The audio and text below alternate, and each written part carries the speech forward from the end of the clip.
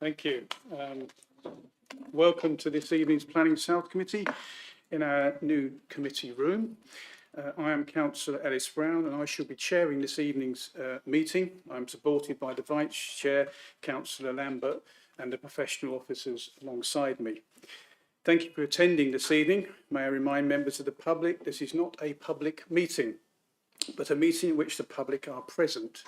Therefore, it's not a forum for the public to ask questions or challenge the points raised during the debate by officers or members of the committee.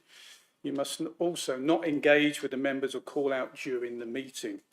If you have requested to speak, when invited to do so, please keep to your allotted time, and your comments should be material in planning terms to the decision being considered. We're not expecting a fire drill today, so should you hear the alarm, please make your way to the nearest fire exit, located at the back of the room, and make your way, I believe the assembly point is outside the pub, just along from just along from the building here, over in the centre of Horsham. Please can all council members and members of the public switch off mobile phones or turn them to silent, and remember to turn your microphones on before speaking and turn them off when you have finished.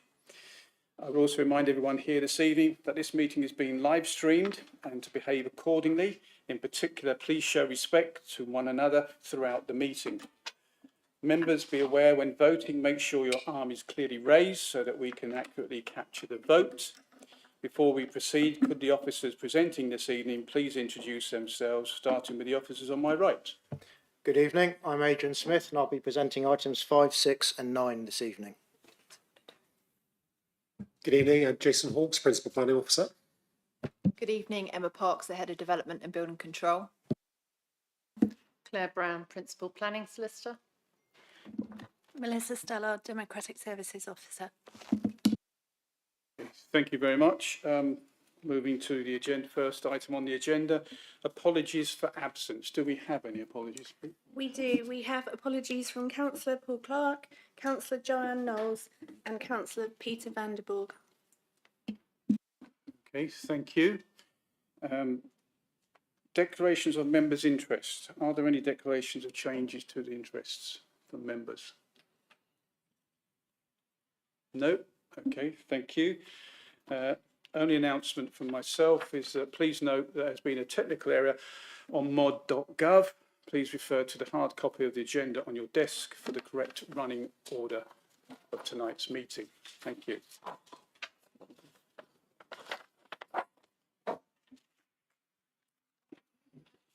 Agenda item number 4 is DC 240256. It's Parsons Field Stables, Pickhurst Lane in Pulborough. Please could the officer present the application to the committee. Thank you. Good evening. This application site comprises an existing Gypsy and Traveller site and part of an adjacent paddock.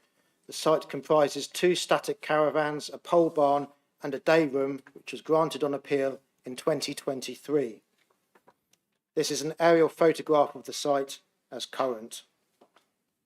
The proposal seeks to extend the site into part of the adjacent paddock to accommodate 2 additional static caravans and stables. This would bring the total number of static caravans on the site to 4, and this is the proposed site layout. These are the plans for the stables.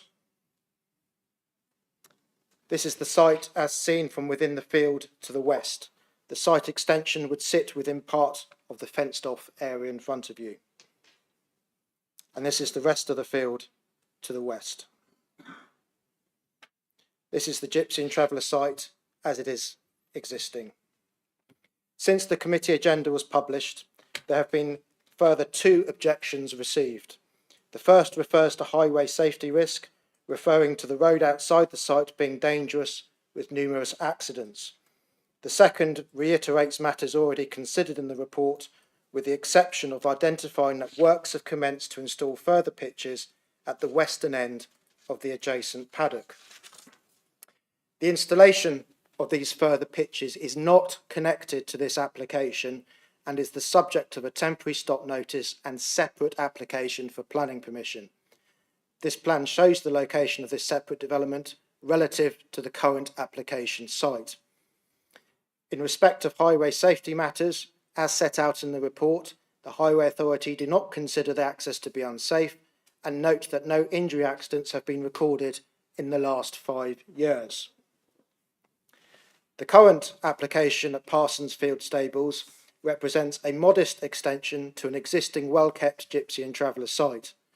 Water neutrality is to be demonstrated through efficiencies to the existing pitches and rainwater harvesting from the stables, with the alternative option of using SNOWS credits. Given the appeal decision which granted the use of the site for 2 pitches, it is not considered that the modest enlargement to accommodate a further 2 pitches and a stable building for horses already on the site would lead to a level of harm that would justify the refusal of permission. The application is therefore recommended for approval, subject to the conditions set out in the report. Members are advised that this should include an additional condition to ensure the removal of the existing stable building on the adjacent paddock, which is southwest of the site, within 1 month of first use of the new stables, as referred to at paragraph 6.27 of the report. Thank you. Thank you very much. I'd like to invite the first speaker. That's Moira Foote, please.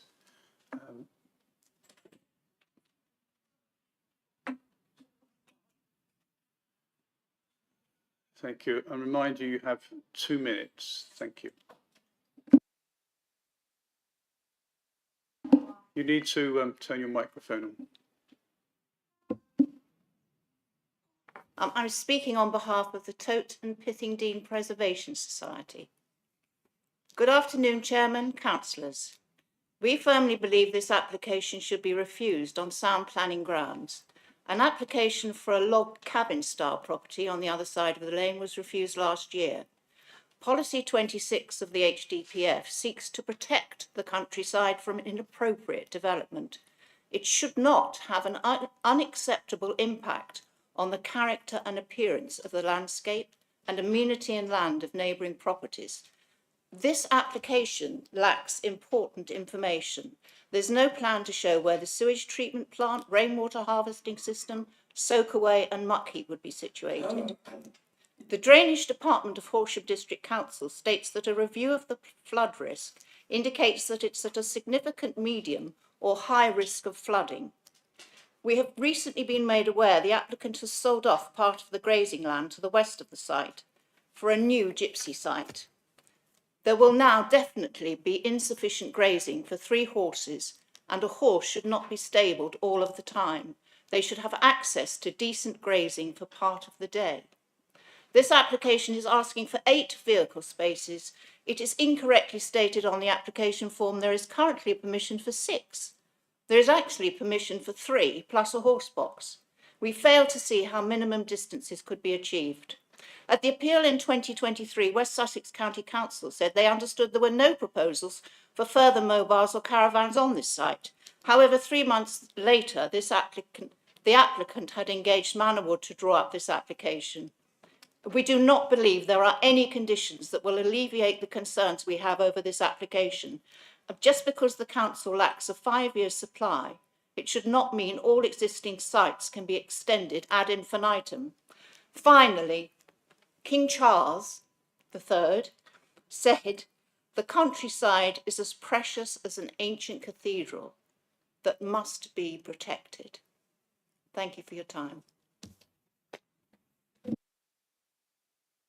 Okay, thank you very much. Carol Houston, please. And you likewise have 2 minutes. Thank you.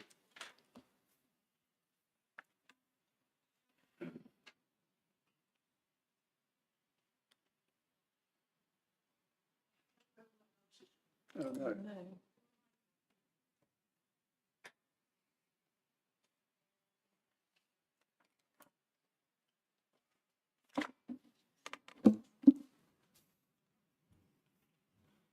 Okay.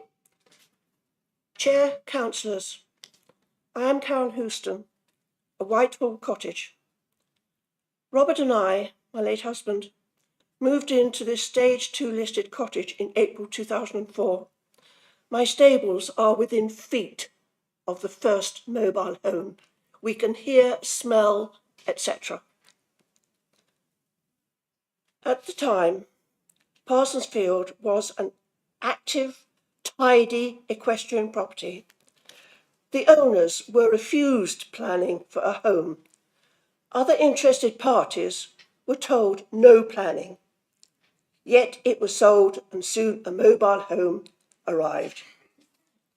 After a burglary of our field machinery, we requested planning for a lockable small barn.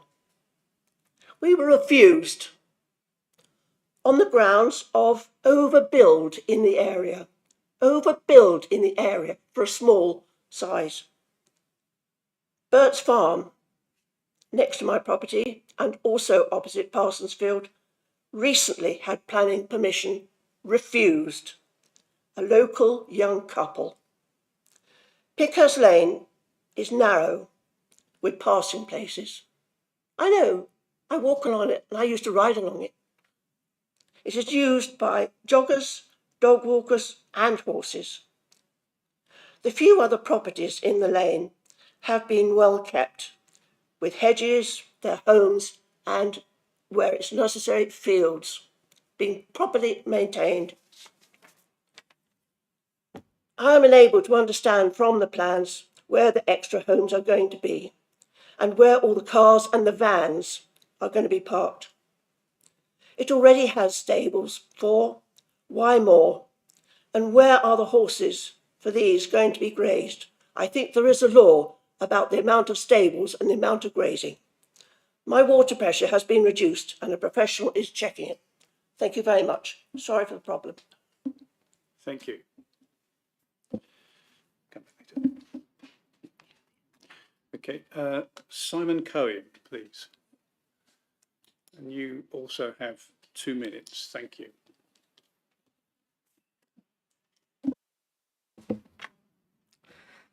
Thank you. I'm Simon Cohen, a solicitor from Spencer West LLP. I act for Sir John Riplatt, who owns Wiltshire Farm and Wiltshire Cottage. And we object to this application as we do not agree with the Council's interpretation of policy that the lack of a 5-year land supply for sites means that this is a material consideration of such significant weight that planning permission should be granted. This is because paragraph 11D of the National Policy Planning Framework has not been satisfied as A, there are clear reasons for refusing the development proposed, and B, there are adverse impacts that sufficiently and demonstrably outweigh the benefits. Character and appearance impact. The application site is situated in a rural setting. It lies within the setting of the South Downs National Park, and its southern boundary is formed of ancient woodland. The policies collectively seek to ensure that the landscape character of the district is protected in favour of the retention of existing important landscape and natural features, for example, trees and hedges, and ensure that they relate sympathetically to local landscape and justify and mitigate against any losses that may occur through the development. 2 inspectors had previously said they did not believe this location, Pickhurst Lane, was suitable for a permanent gypsy site. The development should ensure that it's designed to avoid unacceptable harm to the amenity of occupiers and users of nearby property and land. There have been 40 enforcement matters, and there's currently in place a stop notice for the unlawful development on the site. There are adverse impacts that significantly and demonstrably outweigh the benefits. In conclusion, the scheme would be harmful to the character and appearance of the area and would result in harm to the biodiversity interests of the site and the surrounding land. Please do not grant permission for this application. Thank you very much. Officers to respond to any comments there. Sure. So first of all, with the first speaker, reference was made to no details On sewage disposal, etc., there are conditions on the recommendation which deal with foul drainage, and the understanding is there'll be a new septic tank put on to serve the 2 new pitches, and that's condition 3 that would deal with that. Condition 4 would deal with surface water drainage. In respect of the area being in a medium and high surface water flood risk area, that is true along the southern boundary of the site, but not where built development is to occur. So the flood risk assessment that has been submitted with the application defines that there would be no flooding risk to the units on the site. In respect of the horses and the stables are there to replace an existing stables that are on the site, and the additional condition that I mentioned at the end of my presentation would ensure a neutrality from that point of view, with the horses grazing in the field as they currently do. Finally, just to reiterate, there is no stop notice on this site. As I said in my presentation, that relates to the site further to the west, which is not linked to the application in front of you today. In terms of housing land supply, that is a material consideration. It engages the tilted balance. Reference was made to clear reasons to refuse, which members you recall are footnote 7 matters in the National Planning Policy Framework at paragraph 11D. Those relate to harm to heritage. They relate to areas at risk of flooding, amongst others, and to water neutrality. As set out in the report, those matters have been settled previously by inspectors who've identified that there is no heritage harm from the existing buildings on the site, the existing pitches. And in terms of landscape impact as well, the inspector previously agreed that there would be no significant harm there. So the recommendation of officers remains that in the context of a shortfall in Gypsy and Traveller pitches, this modest extension to an existing site is acceptable in all respects. Thank you. Okay, thank you. I shall be reading a statement from Councillor Paul Clark, who is not able to join us this evening because he's unwell. I regret I cannot be there due to illness. This site, as you can see from the planning history, has been a sore in the village for many years. The passage of time and changes brought about by individual inspectors with a certain lack of coherency allowed this site to become permanently established, even though originally it was temporary. The site already has 2 caravans on it, and this application is seeking to add 2 more, either indirectly or directly to the overall site. There is a major issue, however, with the site that I will come to in the conclusion of my comments. The first issue is that of smell and wastewater. There is documentary evidence of a number of complaints to do with this site over a number of years due to the smell and water in the ditches. Paragraph 3.3 of the report indicates a concern over the disposal of wastewater and addressing the issue. The applicant has provided little or no data to address this. The additional complication of this site is any visit in winter will show that the ground in the area is quite low lying and water table is very high and ditches are very full. So the concerns over suds, etc. do remain in place, especially at certain times of the year. Officers will say that condition 4 should address this issue. I assume that our compliance team monitor this to ensure that this condition is carried out. I would point out to the committee under condition 3.8, West Sussex Fire and Rescue indicate concern over the hydrants. There is nothing in the conditions that can cover this, should there be, or is this going to be covered under building regs? I note paragraph 4.1 and 4.2 with a great deal of concern over human rights, etc. But nowhere in this report is there any consideration of the existing residents and their ability to have a peaceful enjoyment of their properties. As a sitting councillor, my postbag is full of complaints from local residents to do with this site and has been for a whole of my term in office. Whilst our official records show a limited number of complaints, there is still a question of local amenity for residents.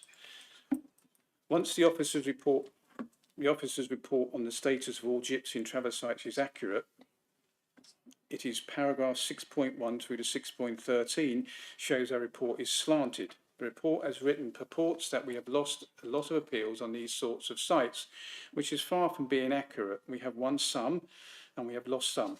But just because we've lost some doesn't mean that we have to roll over and accept a site that there's good reason to refuse. On the issue of water neutrality, calculations they appear correct, but I have concerns over rainwater harvesting.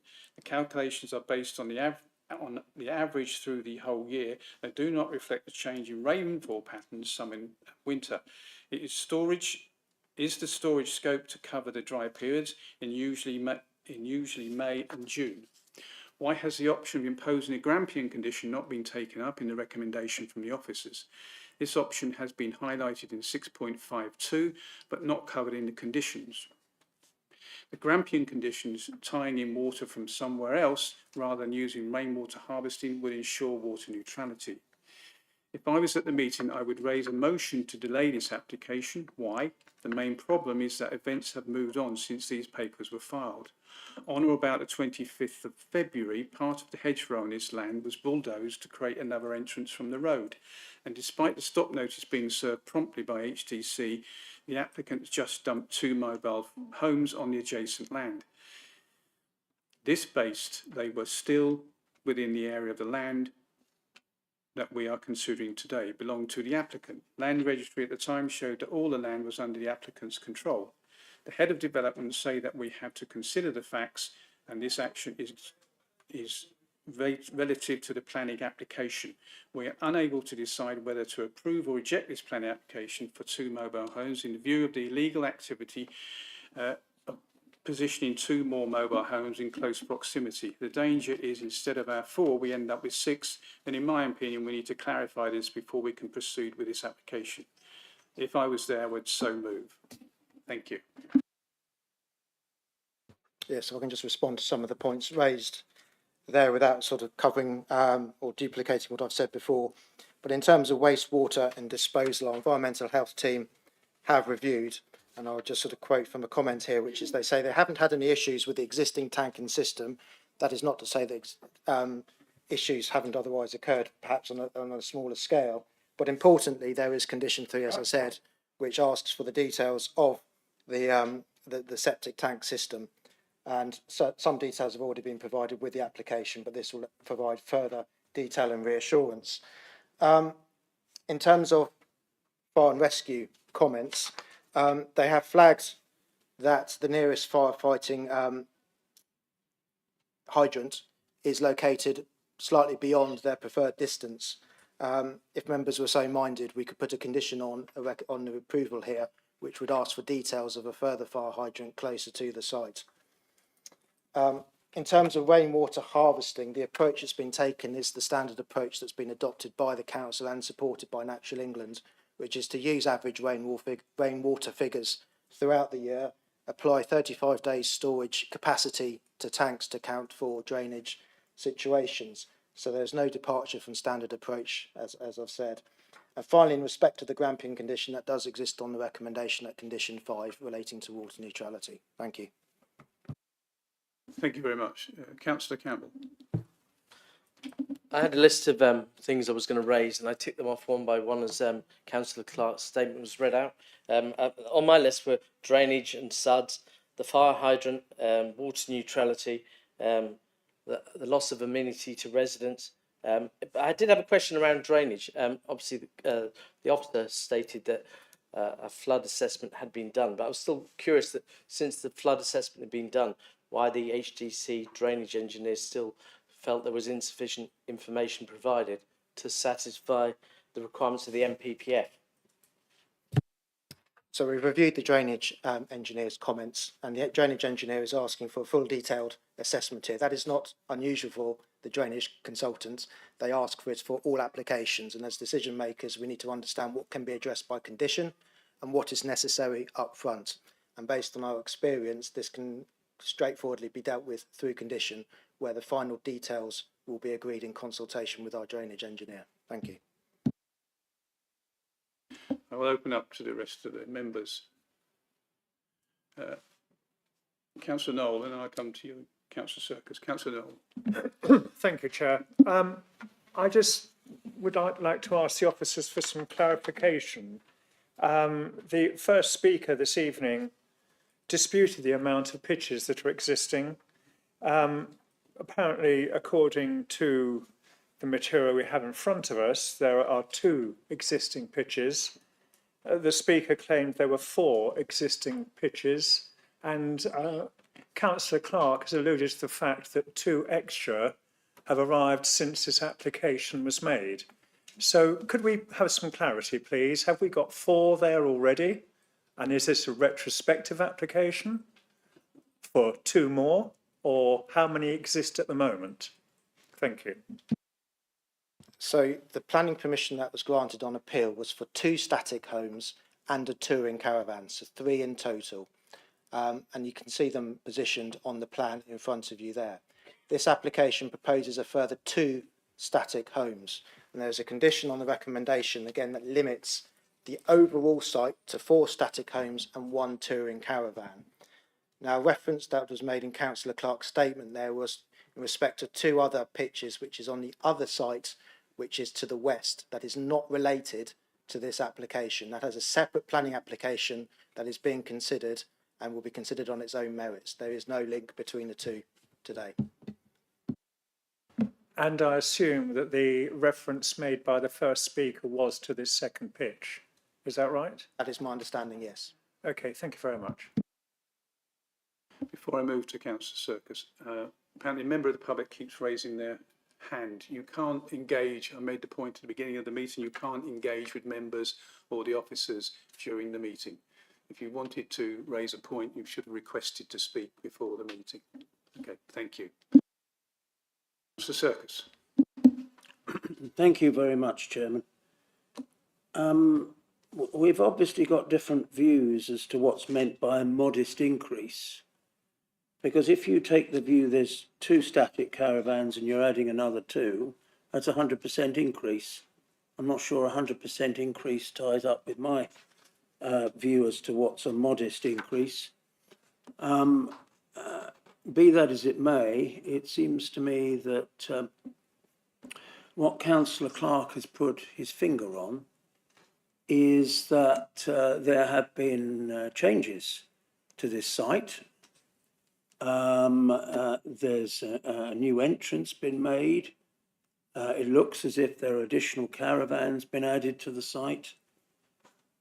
That's quite apart from the fact that there is concerns insufficient information, as it is put in the report, on the question of drainage. Now, you can, when there's insufficient information, just hope for the best and stick some conditions on it. But I think, given the points that Councillor Clark has made so well about the changed circumstances of this site, given the need for further information, rather than just, if I could put it like this, put conditions on it and hope for the best, it'd be far better to adjourn this, the consideration of this application for 1 cycle in order to get a better picture of what the site looks like now, what the circumstances are, proper appreciation, and to get the further information on drainage. So I'm moving that we adjourn consideration of this application for 1 cycle.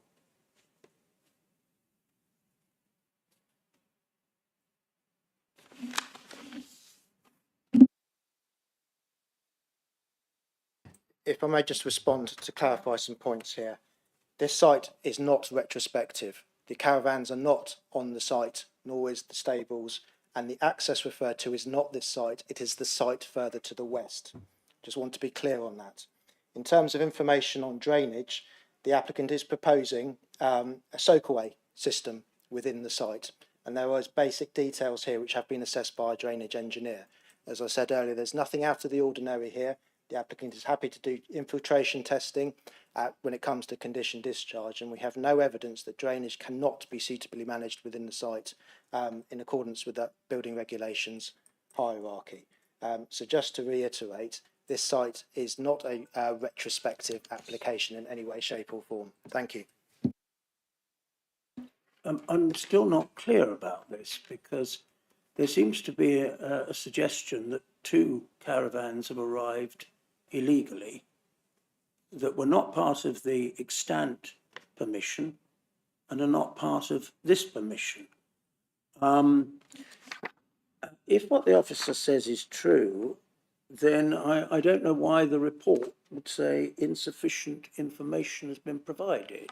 If it is suggested by the officers now that sufficient information has been provided, the report doesn't say that, it says the opposite. I think it, as my colleague said, it's not retrospective. So the additional caravans have moved onto the site to the west. So I think officers have made that clear. In terms of conditions, members will need to consider if information can be submitted by condition that would make the application acceptable, then that is the approach we can take. Now, the initial information we have and the comments from our drainage engineer, as my colleague has said, have advised that in principle drainage can be accommodated on this site, but there are more technical details which are required, which can be secured by condition. That is not unusual. In fact, that is very common, and you will be familiar, members. There's quite often drainage conditions on a planning application. That is the approach we take. This application is no different. So we need to be consistent in our decision making. We can't ask for all the technical details which you would otherwise require by condition on this site if you wouldn't require it for any other site. We have to be consistent with that approach. Thank you. Councillor Croker. Thank you, Chair. Looking at this site, I'm reminded of a house I once owned, which had a septic tank and it had a ditch running down the end of the garden.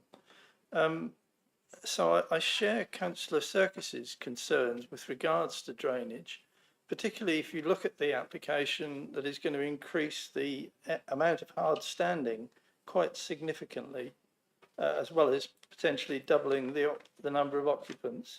So I'd be happy to support an amendment to delay as proposed by Councillor Serkis. Thank you. Councillor Fletcher, then I'll come to you, sir. Thank you very much. I wanted to just comment to start off with about the stables. So the proposal is to demolish the existing stables and then replace elsewhere. So if we move to a vote on this, I would support the officer's recommendation that there's a condition added to secure the demolition of the original stable block. Setting that aside, it's obvious that this has been a thorn in the side of local people for a long time, and that feelings are high, that there have been some issues in the past. And I know the local councillors have had correspondence on this, and we as a committee have had correspondence on this since then.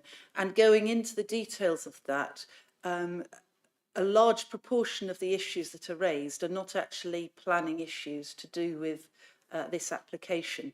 They're to do with the adjacent site, which, even though it may be in the same ownership as this site, from a planning point of view is a completely separate site, and they're to do with compliance. And there are other methods for dealing with these compliance problems. So there is a stop notice on the adjacent site. There is an application in for that, and that is a totally separate matter. Likewise, issues such as bonfires and so on, those are things that are dealt with by compliance and our environmental health team, and I know that the local members will continue to assist the residents in dealing with those, and having spoken to the officers about that, they are committed to working to deal with any issues like that. So we need to be looking purely at the planning issues here, and the overriding issue here is that this is a site that's had approval by the inspector at an appeal. So it has already been looked at for this specific site. The changes are to the west of the site. They're further away from the listed buildings than the original issue that was considered by the inspector. The landscape issues have been looked at in terms of the hedging around the site. The drainage is obviously an issue. It's always an issue.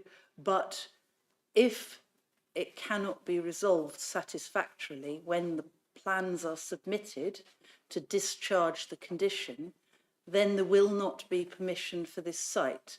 But the drainage engineer has not indicated that that is their expectation at all. So as with any other site, we proceed on the assumption that the drainage is going to be amenable to being sorted through that condition.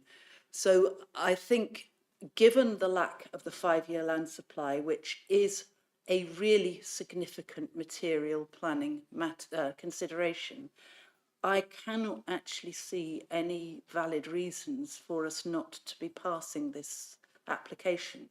I understand the residents' feelings, and I think their concerns need to be dealt with as they arise through compliance, through environmental health and normal communications channels. Thank you. Thank you. Councillor Trollope. Yes, thank you, Chair. My apologies to the officers for not asking this question, which I probably should have asked beforehand. But I just want to, one thing I'm not quite sure of is, do these sites all have electricity? Or are they going to be relying on generators for electricity in any way? I'm afraid I don't know the answer to that question. That if they were relying on generators, I would want to know a little bit about where the generators were to be sited and whether or not, you know, that could lead to a, you know, sorry, I'm not, whether or not that could be a planning matter or not. I mean, I could, you know, because I could foresee, you know, if there's 4 generators humming away all night, every night, that would easily become an intolerable thing to have to live next to. It would be useful to know whether or not they did have mains electricity or not. Just to clarify, there have been no complaints to our environmental health team or to our planning compliance team around noise from generators from this site. So on balance of probabilities, it is served by mains electricity, but I cannot give you 100% assurance on that. But certainly there have been no complaints received by the council relating to noise from generators. Thank you.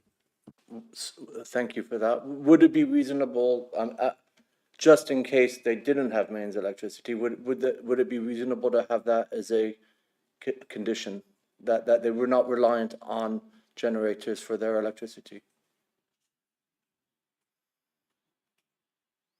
I think the difficulty is, councillors, I'm not sure a generator in itself would need planning permission. So anyone could probably put up a generator. If there were noise issues, it would be covered under environmental health and whether it constitutes a statutory nuisance. So I think it would be difficult to condition something that, you know, you wouldn't need permission for, because it wouldn't be fixed to the ground, or, you know, I think that's the difficulty, and it can be covered by other legislation if it does become an issue. Thank you. Okay, thank you. Councillor Potts. Thank you, Chairman. The Environmental Health Officer alludes to a condition for controlling the burning of waste. I assume such a condition has been omitted because it would be deemed as unreasonable, or is it that there are other laws in place that should, in theory, prevent this? It's because it's covered by other legislation, and certainly in the past our environmental health team have investigated complaints around burning, but not chosen, but they found there's been no problem, shall we say. Thank you.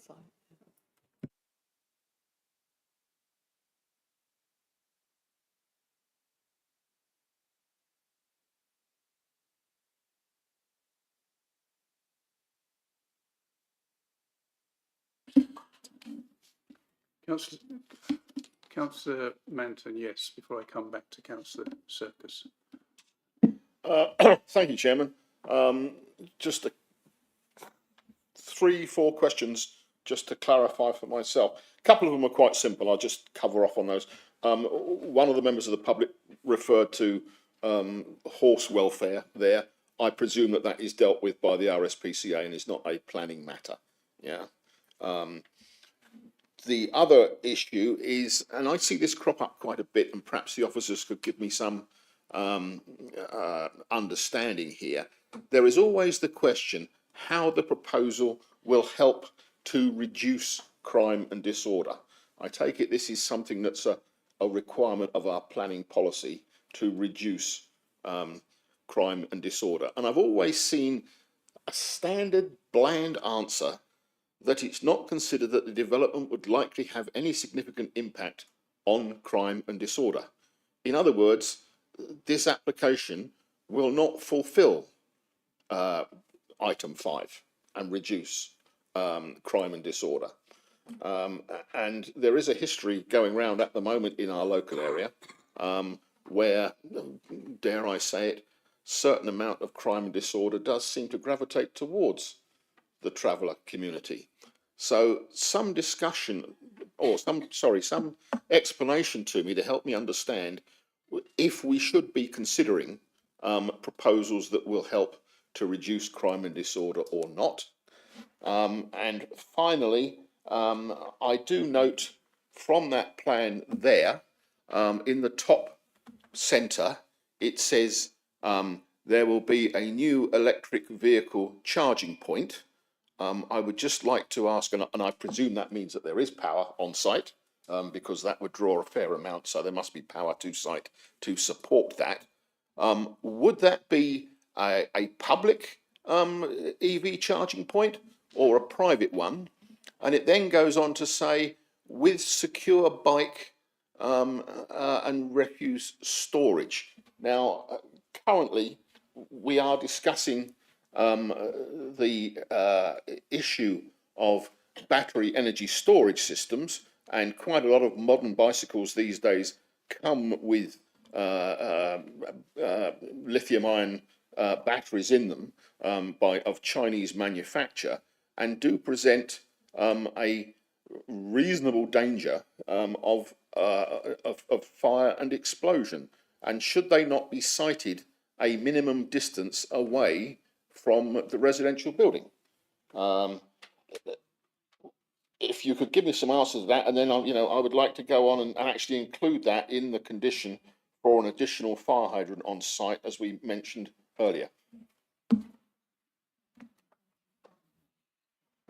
On the crime and disorder point, this is the provision of residential accommodation, so it's quite difficult to see how that might engage the crime and disorder point.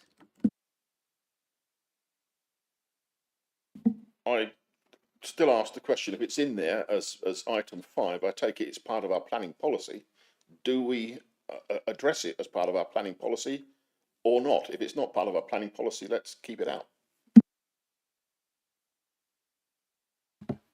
Quite often you have crime and design, and where you look at design, you look at the design of fencing and things like that to kind of minimise crime. So the kind of designing the built environment to minimise crime is a material planning consideration.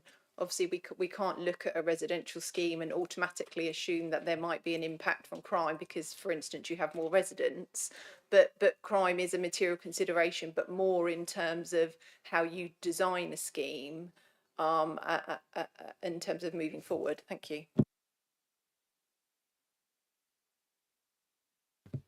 Just on the point around battery charging, the point here is for electrical vehicle charging, not necessarily for bike charging. It's at an owner's or occupant's discretion if they wish to own an electric bike. We wouldn't, as part of a planning regime, wish to control whether people can or cannot own an electric bike. And I'm not aware of any particular standards in the public domain around domestic bicycles and battery storage distances to residential properties, etc. So my advice is that there's no planning reason to include any condition asking for details of bicycle battery storage. Thank you. Councillor Manton. Mr. Chairman, thank you, Chairman. I raise this only because we are, as you well know, currently involved in a battery energy storage system. We've looked at a planning application in the Glebe field at Stenning, where there are batteries, and the memorandum of understanding, although not the terms of reference, but the memorandum of understanding requires us also to look at domestic batteries, and a battery in a bicycle would be domestic. just before you come back, I just point out that that is up for discussion with West Sussex Fire and Rescue Services. So it's not actually an agreed position at the moment. That is for discussion with West Sussex Fire and Rescue Services.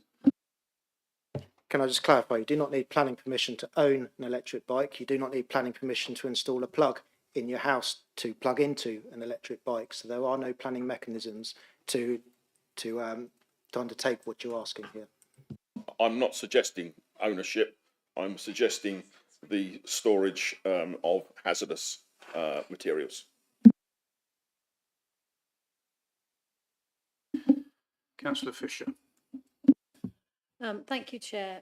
I was very interested to hear the comment from one of the residents around concerns about grazing, and I understand Councillor Manson has raised that as well, and it being a RSPCA matter. However, I have just done a quick search about decisions on this, and in 2017, West Berkshire Council refused an application on the basis that the available land didn't provide adequate grazing or exercise space for the horses, and that was upheld at appeal.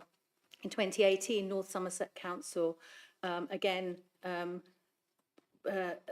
raised concerns and refused an application on the basis it did not provide enough land to accompany the stables, and in 2020 similar situation happened in Sevenoaks District Council. So the question really is that something within our remit, and should we not be making sure that we're looking at this a bit more carefully? Thank you. In terms of the welfare of the horses, kind of the general health of them, I think the comment to Councillor Manton is right. The kind of the health of the horse is covered by other legislation in terms of animal cruelty, etc. In terms of the level of land available for horses, that can be a material planning consideration. It does completely depend on what's being proposed, because I've dealt with some things where you have a horse walker or different things, so it's not always it has to have a set amount of space per horse and therefore it's acceptable or not acceptable. It's often much more complex than that. But on this occasion, we have to bear in mind there are already existing stables on the site. Officers have proposed that there is a condition to ensure that that's removed. So therefore, your argument around that is very difficult to substantiate, because it's effectively a like-for-like development. Thank you. Just come back on that. So, but some more land is being taken away by the extra development. So that could have been argued that is changing it, and therefore I'd say that this is a material consideration. Thank you. It is material, you're right, but that land's been taken away now, and the existing stables are there now. So I think that's the difficulty. Land could just change by a land ownership or whatever, and not be available anymore without any requirements of planning. So I think I understand what you're saying, but I think for this particular instance, it's very difficult to substantiate that when you have an existing stable block on the site, which is being accommodated with the available land as of today, and then this proposal would provide the same land. Thank you. Councillor Circus, having heard some further discussions, do you still want to bring forward your motion? I do. One of the things that I'm very conscious of is that as officers, councillors, we serve the public. We must never forget that. And what we know on this site, and we know that from Councillor Clark, who's been the ward councillor for some time, is that there has been significant public concern about this site ever since Councillor Clark became a ward councillor. So it's not as if there's public concern about a specific, well, there is, but there's an ongoing, a long-standing public concern about this site. And therefore, whatever decision we make ultimately, it seems right that we should demonstrate to the residents that we've given it the fullest consideration. And that's why, in particular, I think we should defer for one cycle to get the further information that I pinpointed earlier. Thank you. Thank you, Councillor Circus. Just a couple of points, members, I would like you to be aware of. I think just to reiterate my previous point, if matters can be reasonably dealt with by condition, then that's what we should do. Unfortunately, Councillor Circus, it won't be one cycle because our lead-in time is 2 weeks, is 3 weeks, and obviously if they need to produce a technical report, you're probably looking at 2 to 3 cycles. I suspect in terms of timescales. Therefore, that's causing a delay to the decision making. And that therefore in itself raises a risk of an appeal against non-determination because we are delaying a decision by 2 to 3 months, which an inspector may consider could have been made today and you know would have to take a view in terms of whether that's a reasonable behaviour or not. And you know, unfortunately on this site we have had costs awarded against us previously, but I think just to bear in mind, if it can be dealt with by condition, should we do so, and what is delaying the decision making causing, and is that necessary really, councillors? Thank you. Okay. Councillor Circus, do you have the wording for your motion, please? Well, I'd be interested to see what Councillor Crocus says, whether he's got anything to add or modify. But I think it is to adjourn consideration of this application until we have further information relating to, particularly relating to the issue of drainage, where our drainage engineer has said more information has been required. If that isn't a justification for delaying a decision, I'm not sure I know what is. And with great respect, the argument that you can be, that the issue of non-determination can be raised, can be played against us every time we, I think, legitimately decide that we need further information before making a decision. And I don't think we should be in any way deterred from asking for further information where it seems appropriate and where I think it will lead to more, I won't say acceptance, but more understanding on the part of the public that this has been given the fullest consideration, rather than just relying on a condition that may or may not be complied with. Thank you. You've got the wording for that. Can you read that out, please? Councillor Circus, so my understanding is, I think you mean defer the application in terms of terminology. So your motion is to defer the application until the council has further information in terms of drainage as requested by the council's drainage consultant. Thank you. I don't know whether Councillor Croker wants to, as he's seconding it. Wait, I'll ask Councillor Croker. Yes, thank you. Councillor Croker, do you want to second that motion? I'm happy to second as it is. Thank you. All those in favour of the motion, please show.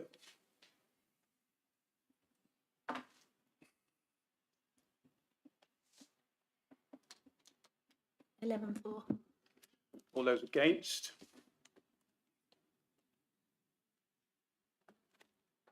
Five against. Any abstentions? Therefore, based on that motion, the application will be deferred for further information as required by the motion. Thank you very much.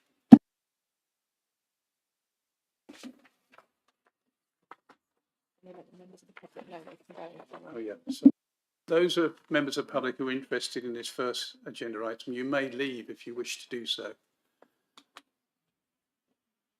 Just for your clarity, that this application has been deferred for further information to a later date.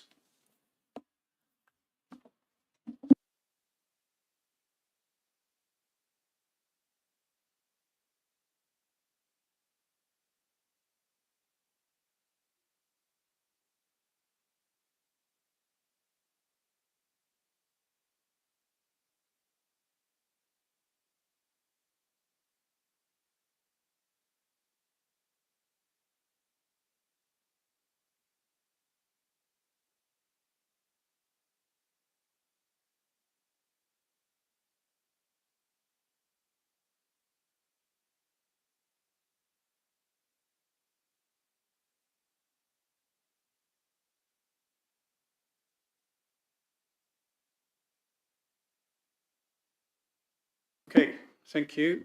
Moving on to agenda item number 5. This is DC 241409, land northwest of Junipers, Harblets Road, West Chiltington. Could the officer please make their presentation, please? This application site comprises a parcel of land off Harblets Road in West Chiltington, which has been occupied as a gypsy and traveller site without planning permission since around 2020. This is the site as it stood in 2018. And the site was occupied as 2 separate gypsy and traveller sites, each with its own independent means of access. The subsequent enforcement notice was dismissed on appeal in 2022, but only on water neutrality grounds. The appeal otherwise accepted the principle of development on this site and all other matters. This is a current aerial photograph of the site. And these are current pictures within the site. The application seeks retrospective planning permission for use of the land for 2 gypsy and traveller pitches with associated day rooms. Each pitch would comprise 1 mobile home, 1 touring caravan and 1 day room. This is the layout as is now proposed, which includes a single central access in place of the 2 separate access points. These are the day room plans for each pitch. The previous appeal decision accepted the principle of using this site for 2 pitches, and there have been no changes to local or national policy or to the site context that in the officer's view should lead to a different conclusion. The site is a draft allocation within the post-submission Horsham District Local Plan for 3 pitches, although the plan at this stage carries only limited weight in decision making. Water neutrality is to be resolved through offsetting at a borehole within South Lodge Hotel in Crabtree, and is to be secured by way of a Section 106 legal agreement. The application is recommended for approval, subject to the completion of this legal agreement and the conditions set out in the report. Thank you. Thank you very much. There are no public speakers on this particular application, so I move to the ward councillors, starting with Councillor Circus. Thank you, Chairman. I appreciate we're only looking at water neutrality here, but the conditions don't seem, I can't see where in the conditions it imposes an obligation, any sort of obligation in respect of the proposed borehole at South Lodge, Crabtree. I mean, that's what we're relying on, as the officer said, to give us legitimacy in terms of water neutrality for this application. Am I missing something? I can't see why there isn't a condition to impose some sort of clear obligation in respect of this borehole. So the borehole would be secured through Section 106 legal agreement. That is because the borehole is outside of the red line. So before planning permission can be granted, that legal completion needs to be completed to commit the landowner to installing the borehole and the South Lodge Hotel to maintain it and operate it at all times thereafter. They're providing the security of mitigation. Thank you.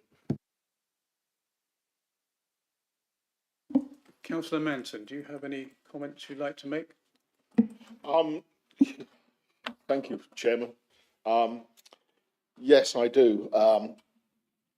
Similar to what we've just been speaking about, I note that there is a comment here from the HDC drainage engineer, more information. A surface water drainage strategy is required. There's no information about disposal of sewage or surface water. There is potential for nuisance, which could be controlled by conditions. I'd like to see that, obviously.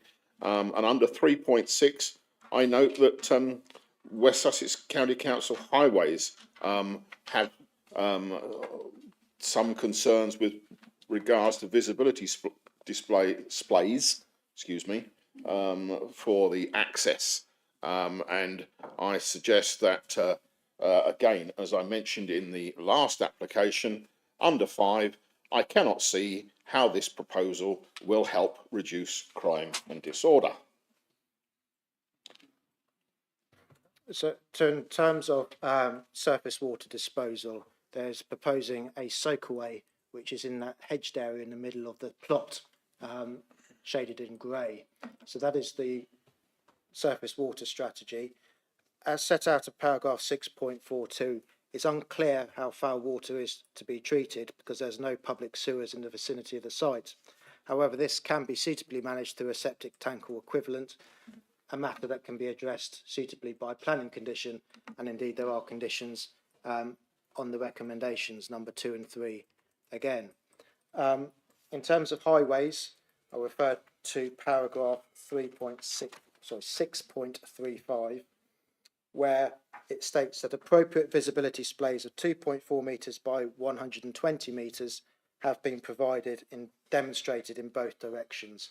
And these images on screen now do show how straight and clear the road is in both northern and southern direction at the site entrances. Thank you. Any councillors like to comment?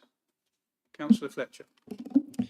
Well, I think given the debate on the previous item, I'd like to comment that this is a Gypsy and Traveller site application, and we should be treating it with the same level of rigour and the same fairness and regard to the law that we do for every other application. And we can't just go round talking about needing to have additional drainage details because it's a Gypsy and Traveller site. We can't go round asking for more higher standards on the effect of crime and disorder than we would do for any other site. Thank you.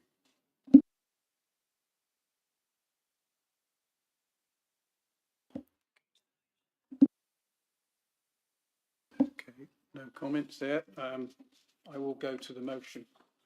Then is to approve planning commission subject to appropriate conditions. All those in favour?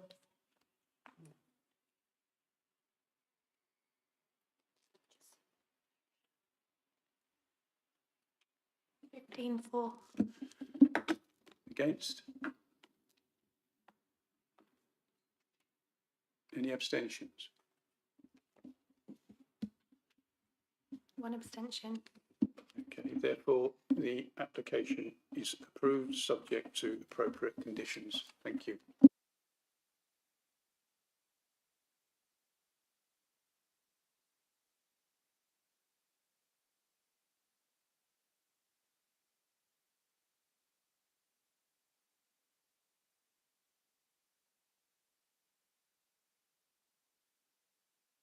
Okay, moving on to item number 6 is DC 23-2279, land north of the Rosary Partridge Green. Please could the officer present the application to the committee? Thank you. Thank you. Members should note there have been 3 further representations received objecting to the application. These objections do not raise any new material considerations which have not already been addressed in the committee reports for this proposal. Members should also note that paragraph 6.15 on page 55 should refer to the West Grinstead neighbouring plan and not the West Chilsington neighbouring plan. This is an error. The application was considered by the Planning Committee on the 19th of September 2024. The resolution of the committee was to delegate to the head of development with a view for approval to explore and seek to achieve a pedestrian footway to the northern part of the vehicle access. The legal agreement for this proposal has not yet been completed.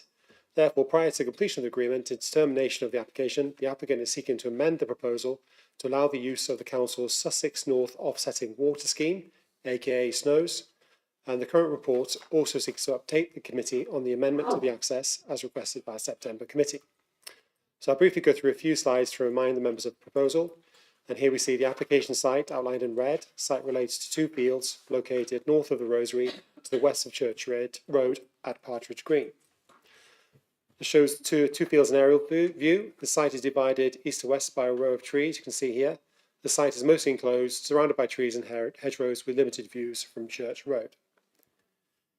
Here we see this side adjacent to the Downs Link to the west, and you've got the smaller settlements of Littleworth and Jolesford located to the north. And You can see here there's some tree preservation orders within the site. So a few photos. This is a photo taken from the south of Church Road looking north. The property to the left is on the Rosary, which is a row of houses that overlook the site. This is taken from the north, looking down Church Road. The property on the left is on, this shows looking south on South Road. You can see the site there behind the trees, and I've just indicated there with the arrow. And here's some pictures of the site, which is fields at the moment. Okay. Proposals for outline consent for 81 dwellings with all matters reserved except for access. The scheme proposes a new vehicle access onto Church Road, as can be seen here in this illustrative master plan. Majority of housing is to the southern part of the site, with central trees retained. To the north, housing is proposed to the northeast section, with an attenuation pond, play area and pumping station proposed. This is a parameter plan, and this shows the developable areas of the site. This slide shows the proposed vehicle access with proposed sight lines. As stated, the resolution of the September committee was to delegate to the head of development to explore and seek to achieve a pedestrian footway to the northern part of the vehicle access. Following the committee resolution, the applicant has submitted a revised plan with a technical note showing a footway to the northern part of the vehicle access in accordance with the request of the committee, as highlighted here. So in the red arrow there points to where the new footway would be as part of the vehicle access. A road safety audit has been undertaken for this new footway, and the Highways Authority have confirmed that the details are acceptable with appropriate sightlines. As such, this new footway to the vehicle access now forms part of the proposal. So one of the main reason for this application come back to committee is to allow access to this council snow scheme. This would allow the proposal to achieve water neutrality. Access to snows for this proposal is considered appropriate. An additional condition, which is condition 9 in the report, is recommended.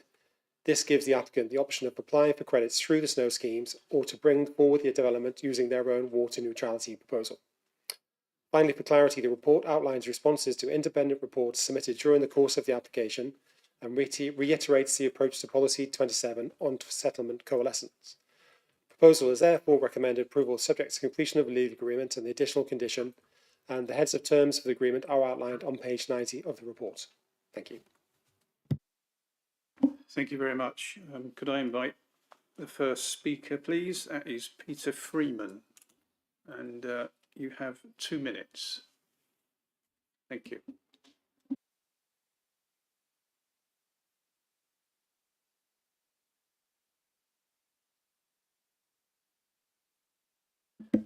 It's on record from September that you believed that pedestrians would inevitably use the access road and were concerned about the safety of this. An independent consultant now reports that the technical drawing for the new footway is wrong. Driver and object heights are transposed, and when corrected, vertical visibility for northbound traffic fails even manual for street standards. This has a material impact on any conclusions drawn.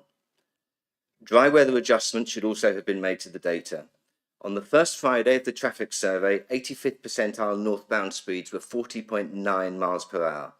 Almost half an inch of rain is known to have fallen in the village that day. Making a correct adjustment for dry weather gives 43.4 miles per hour or 69.8 kilometres per hour. Since this adjustment has not been made, all highways analysis has been flawed and parameters for under 60 kilometres per hour continue to be used. You have been advised of this repeatedly, but have ignored this requirement. When are pedestrians likely to take shortcuts? When it's raining and visibility is poor. And when are pedestrians most likely to fall? When the ground is slippery. You are approving sub-minimal standards and should be extremely cautious of that. With no footway, people and cars will mix on the access road. With or without a footway, when crossing, vertical visibility is substandard. Safety and good design, both are absent. I've asked County Council about their public liability insurance for negligence claims stemming from poor road design incorporating known risks. Their response: the LPA is responsible for determining an application, placing as much or as little weight on the County Council's consultation response in reaching a decision. We are not responsible for the decision made by the LPA on the planning application. The LPA, not the County Council, is responsible for addressing any potential highway impacts. Your awareness of the risks and the shortcomings of this application are on public record, and you, not the county council, must take full responsibility for them. Thank you. I'll come back later on now. At the end. Joseph McDermott, please. And you likewise have 2 minutes. Thank you.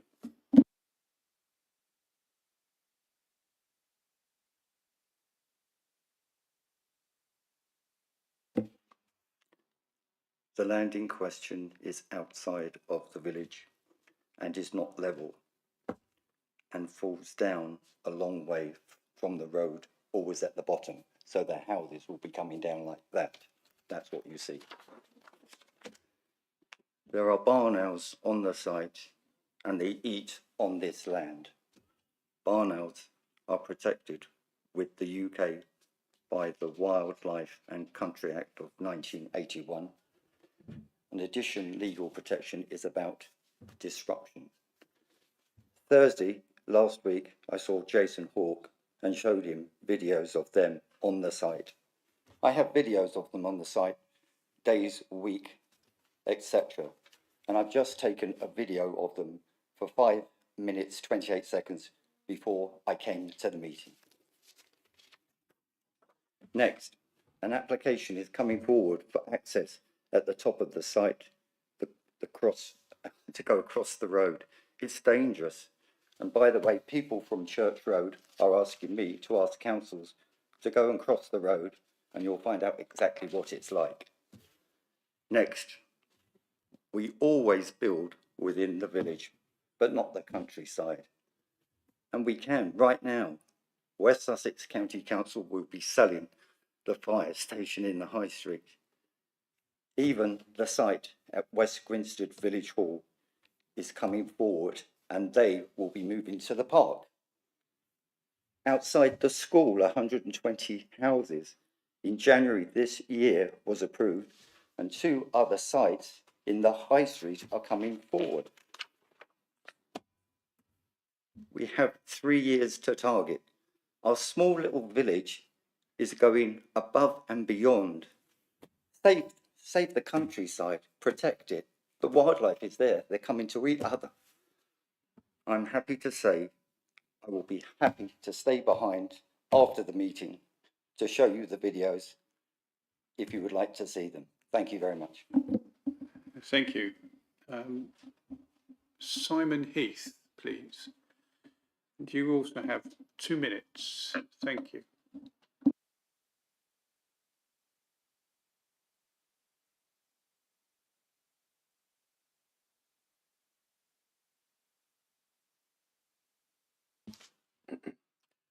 Chair, councillors, I've endured 20 years emerging from the Rosary onto Church Lane, where I live in Bedford Square. I have over 40 years of professional driver and motorcyclist with HGV instructor, PSV, ROSPA advanced driver, IM advanced driver, anti-hijack, close protection convoy, and many other experiences, including accident investigation. I also live with a collision and a fatality of a drunk pedestrian, despite having better than average reaction times, experience and skill basis. By the way, I was not held responsible. You are considering these drawings put forward, and from the north there is a 60.8 metre visibility splay, and I contest these figures. I would ask you all to think carefully about what you are asking an average driver to achieve at 30 miles per hour. Simple mathematics indicates 4 to 5 seconds to observe, think, brake, and you're dead before you collide with that object emerging from this new development. It does not consider the conditions prevalent. It does not consider the HGV driver trying to stop 44 tonnes after a 9-hour driving day. It does not consider the bus driver late at night in pouring rain after a 10-hour shift. All these vehicles are not represented in these plans. Please look it up. In my experience, I know the instability and sheer but clenching terror when you try to stop an Arctic, even at 30 miles per hour. All these vehicles are not represented in these plans. These vehicles may take up to 3 times longer to stop based on many factors. Time limits going into those. And it does not take into account the average car driver's reaction. perhaps distracted by a near miss at Staples Hill or at the Rosary or by weather or any other factor whatsoever. I have recently cut back vegetation north of the Rosary just so that we can see to emerge safely. And even then, I know there is a significant risk. Excuse me, could you bring your comments to conclusion, please? Yep, and yet with perhaps 81 houses, perhaps 162 domestic cars, and God knows how many deliveries, we could see, 300 extra movements a day? I wouldn't wish to be in a position where my decision results in unnecessary compromise and potential injury or death. Thank you. Thank you. Chris Lyons, please, and you have 2 minutes as well. Thank you.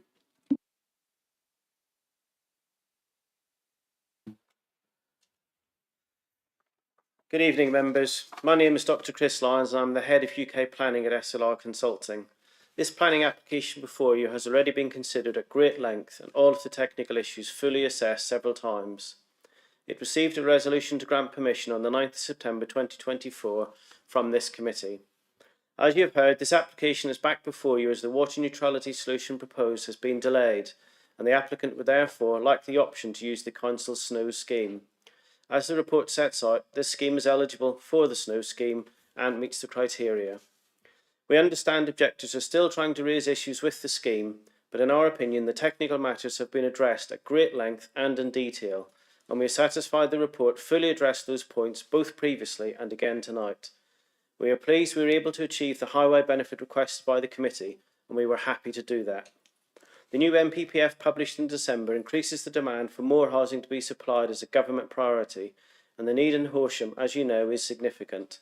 Therefore, we trust you will support your officer's recommendation for this proposal to provide 81 new homes. Thank you.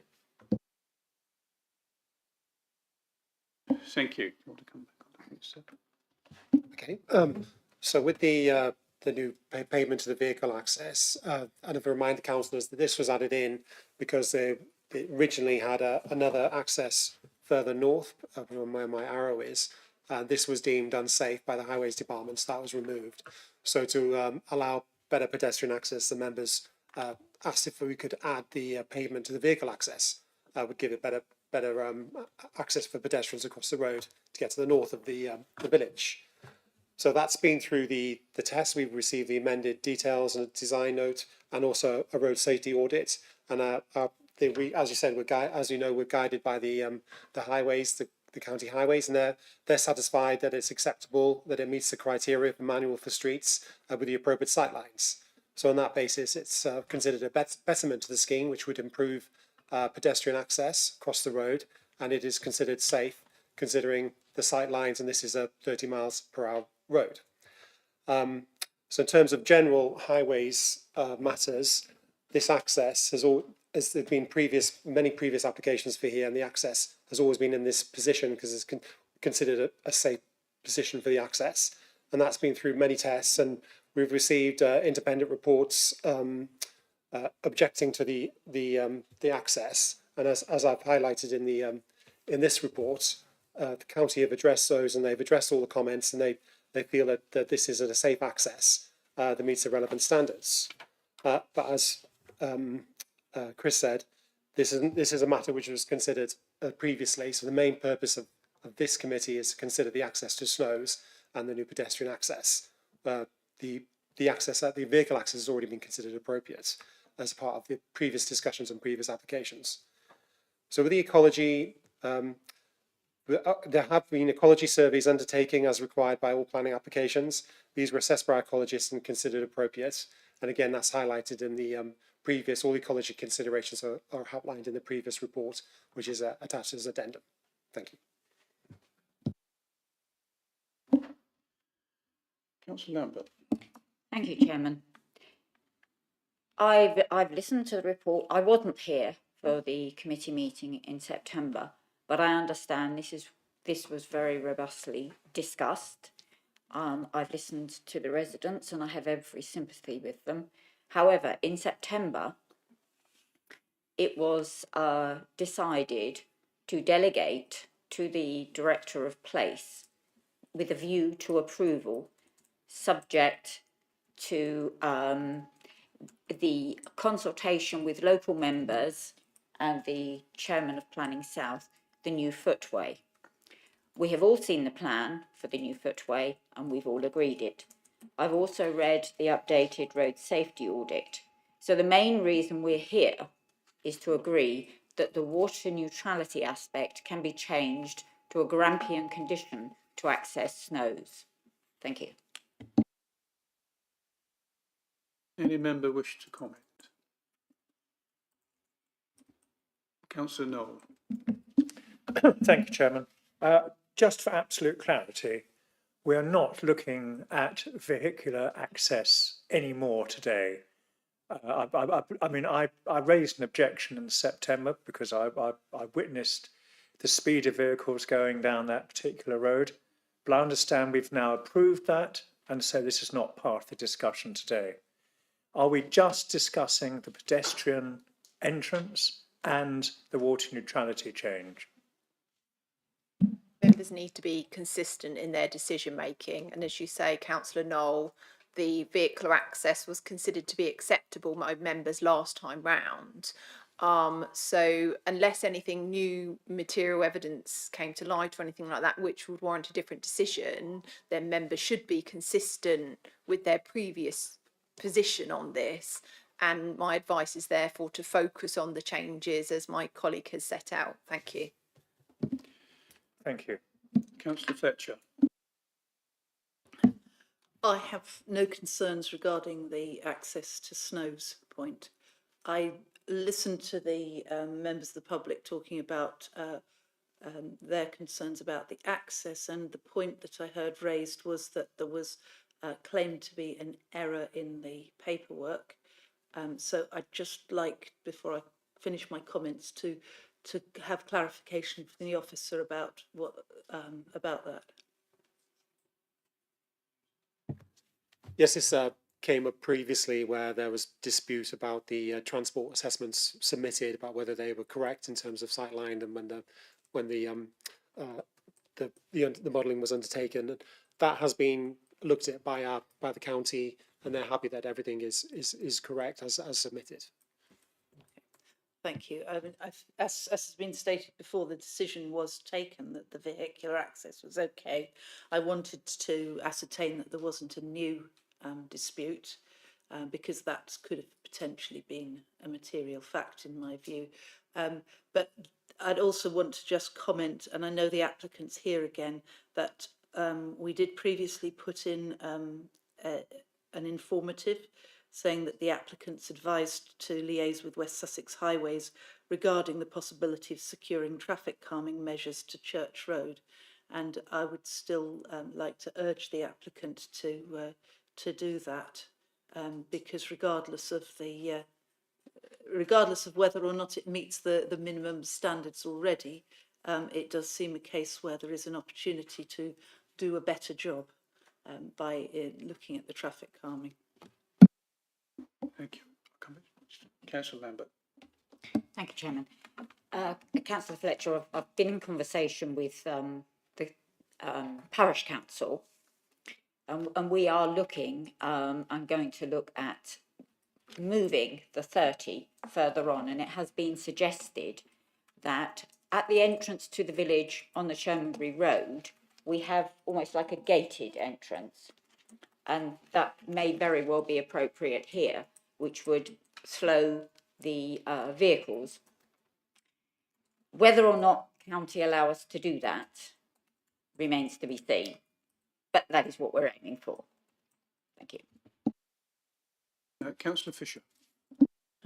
Just a point of clarity, on the public documents for this application, it refers to the decision made on the 19th of November, then it refers to the Planning Committee on the 9th of September, and then the officer mentioned the 19th of September, but I will just point out that this was heard at the committee meeting on the 17th of September, and I think we need to know, because there were two meetings and I wasn't present at that one, so I feel very muddled indeed, but it would be good to know what the date was that it all went on. Thank you. yes, you're correct. So there's an error in the report. This is why I clarified in my presentation about the date in September. So yeah, well spotted. Thank you. Any final comments before we go to the Councillor Circus? Yes. 2 points. One is that if you look at 6.1, and I want double clarification on this because the words, the officer recommendation is that the planning committee should again authorise the approval of this planning application. Sounds as if we are looking at the application in total rather than just specifically the water neutrality point. The second point is I'm glad Councillor Fletcher raised the issue that she did, and can I ask the question, did County Highways do a site visit or is this desk research? I think County Highways, and one understands why, with so many applications to give a County Highways view on, why they do it almost invariably on desk research. But you know, the whole point about site visits is when you see something actually on the ground, in reality, you can form a different view than if you sat in your office with Google Maps. So can I ask that question as well, whether we know whether County Highways actually did a proper on-site visit? Councillor Lambert. Thank you, Chairman. I actually was speaking to the parish council last year in relation actually to land north of the Rise. And one of the members of the parish council had been with County Highways looking at this site at the time, and he accompanied them because he then asked them to go to Littleworth Lane and look at the entrance, which would be for land north of the Rise. So if I understood him correctly, Highways visited the site. Thank you. Councillor Circus, we would always have to consider the application as a whole because it's coming back to us. It's not, we're not, you know, the recommendation is for the application as a whole, and that would always be the case. But then that goes back to being consistent in decision making and, you know, not seeking to make different decisions than you did previously when all the information is the same. So that's why we advise you, and why I worded it very carefully when I responded to Councillor Knoll in terms of my advice is you focus on the changes because you've already considered the other matters acceptable, and therefore it would not be reasonable for councillors to take a different view, and that's where your focus should be, Councillor Circus. Thank you. So would that be a relevant consideration in an appeal, that we'd already agreed it in principle apart from water neutrality? Yes, correct, Councillor Circus. Councillor Fletcher, and then I'm going to go to the vote. Sorry, this is just a point of clarification, and particularly in view of the point about consistency. I just wanted to check I'm correct in assuming that the informatives that we agreed to put on last time would remain this time as well. Yes, clarify that. That definitely will be the case. We'll apply the informatives which we have already written out. Thank you. Okay, I'm going to move to the vote. And the recommendation is to approve outline planning permission subject to appropriate conditions and the completion of a section 106 legal agreement within 4 months of the decision of this committee, or such longer period as is agreed by the director of a place acting reasonably and properly. Those for, please.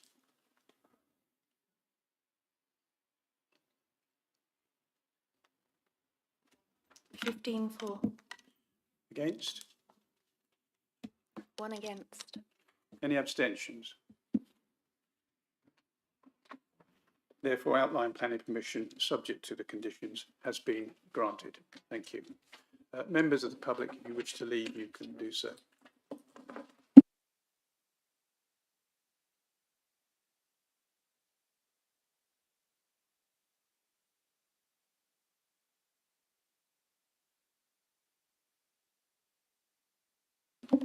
Councillor Madgen, time out. Yes, we'll have a 5-minute break. Back here for 7:30.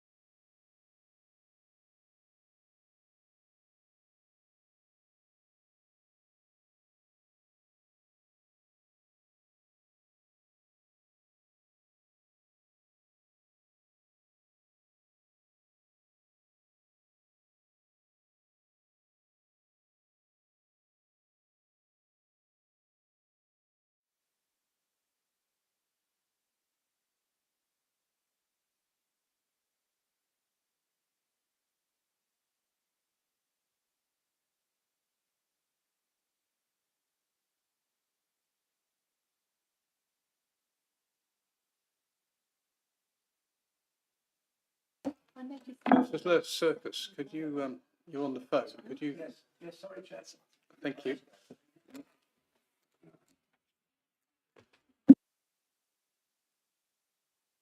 Okay, thank you.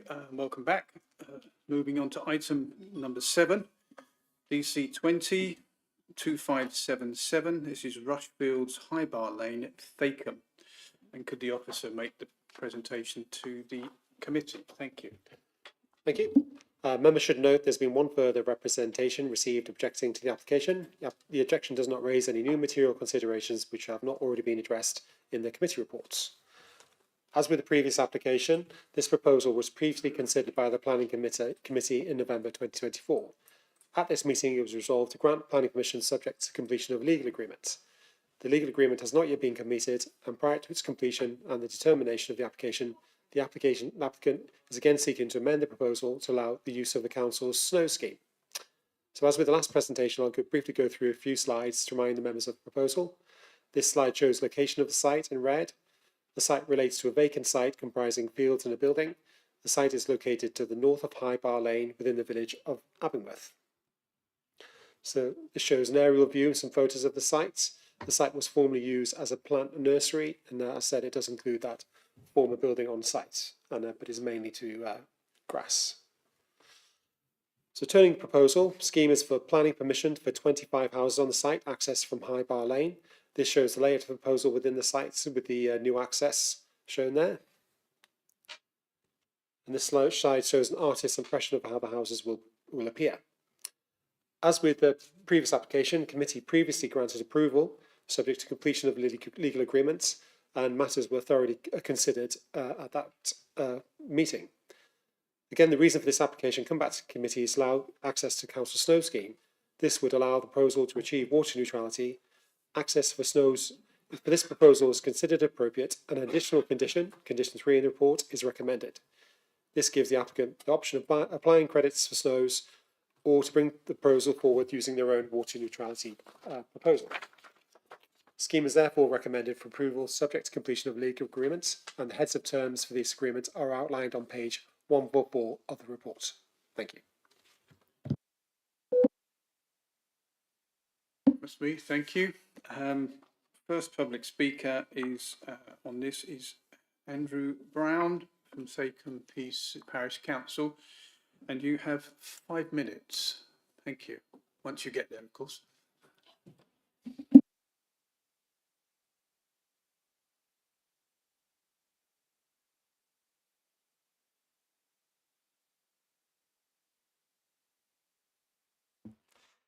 Good evening, committee members.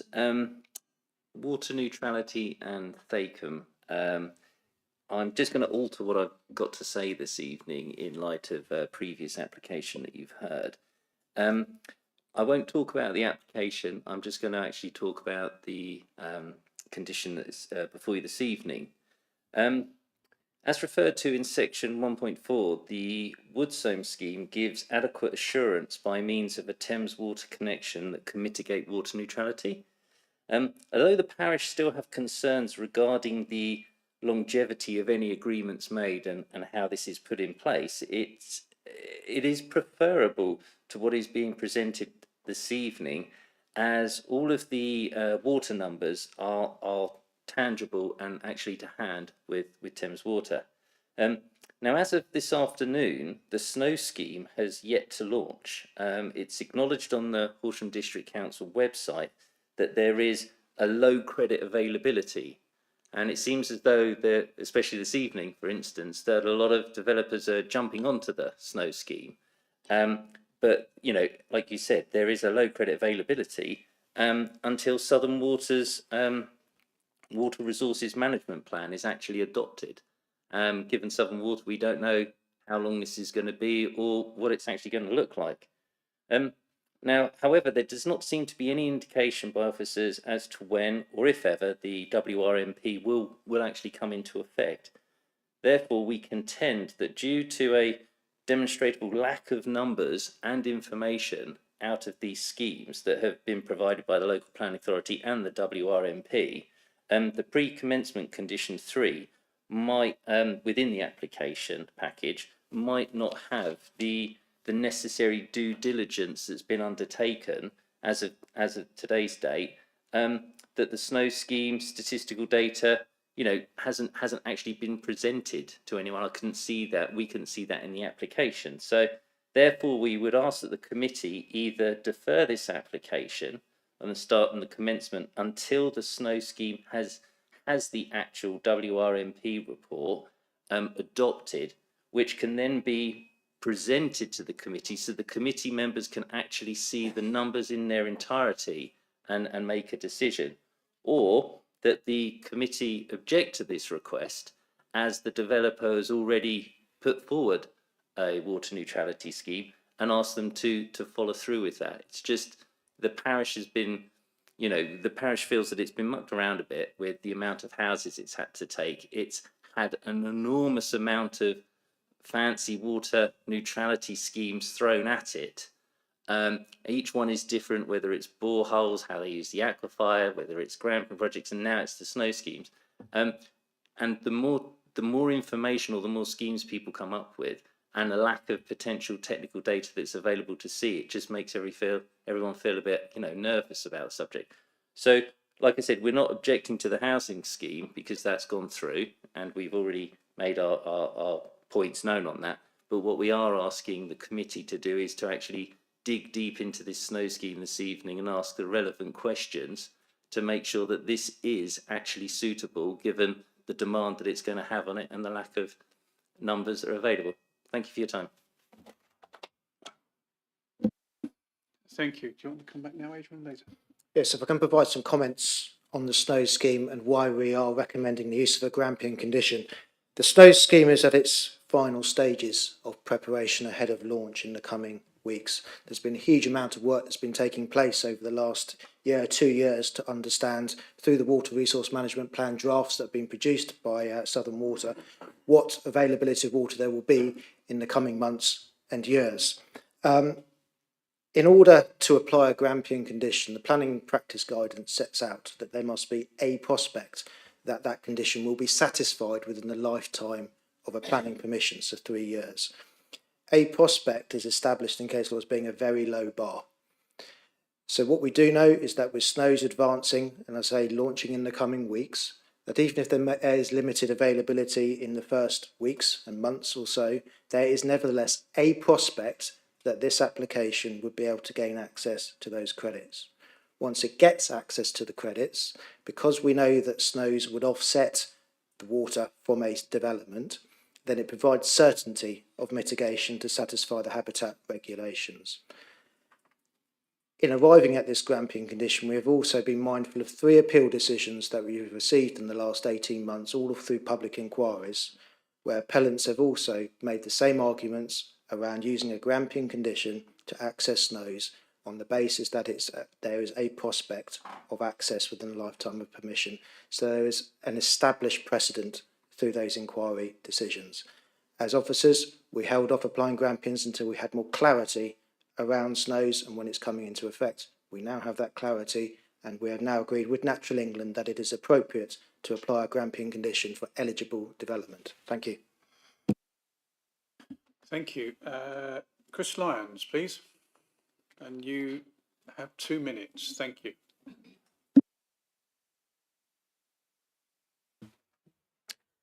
Good evening, members. My name is Dr. Chris Lyons. I'm the head of UK Planning at SLR Consulting.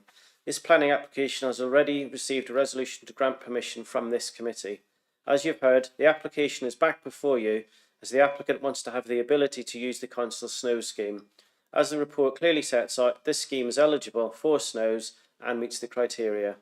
Therefore, we trust you will support your officer's recommendation for this proposal to provide 25 new homes. Thank you. Thank you. Okay.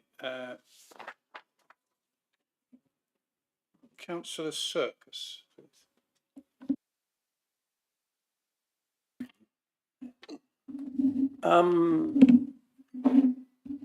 Yes, thank you, Chairman. There seems to be a sort of theme, doesn't there, through the evening, if I can put it like that. And here we have another application which has been agreed in principle previously, and it's just a question of water neutrality.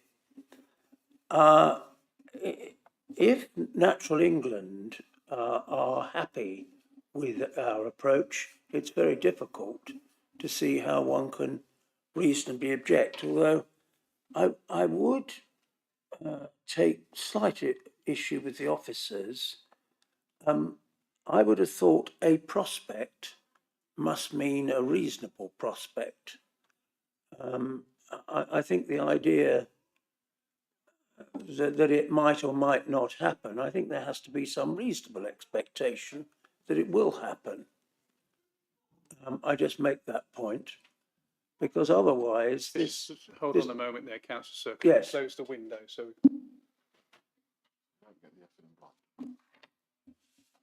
we can hear you clearly. Thank you very much.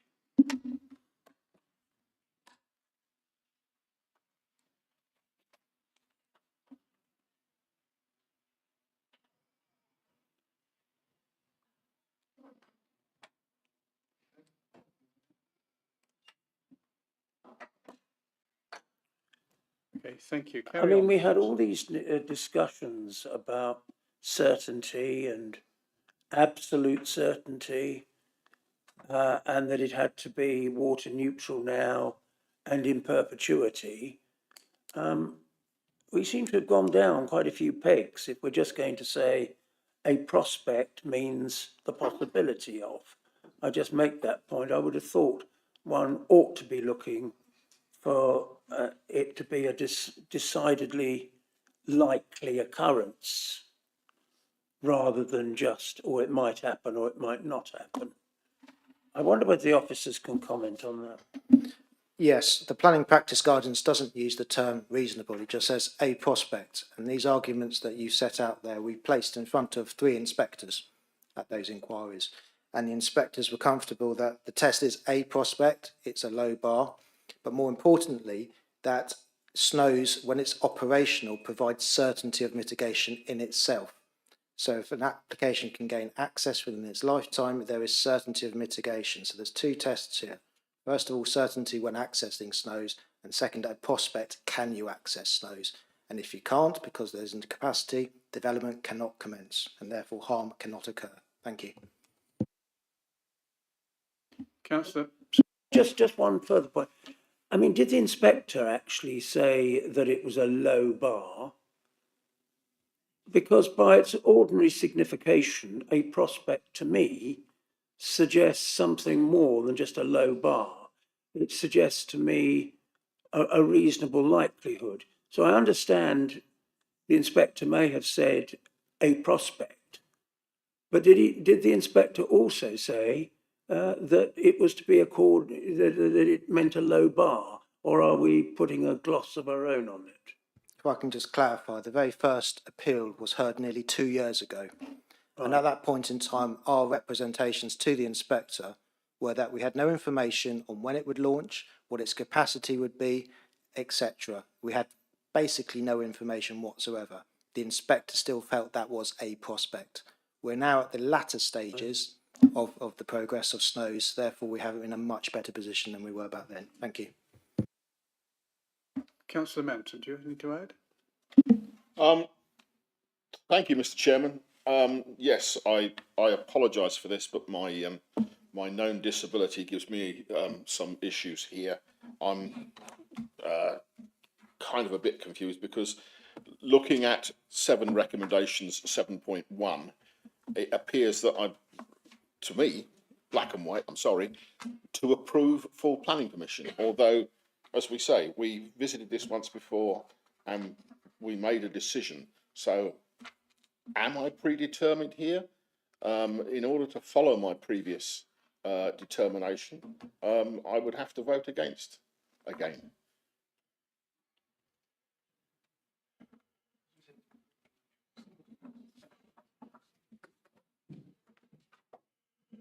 Clarifying a couple of points.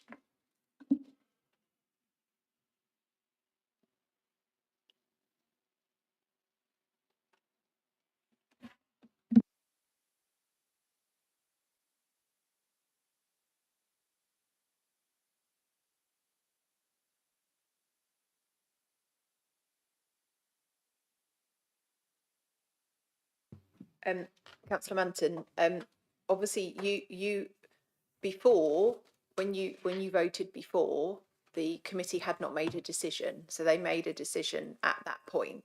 So effectively there is a new material consideration for you to consider that the committee previously as a whole recommended approval.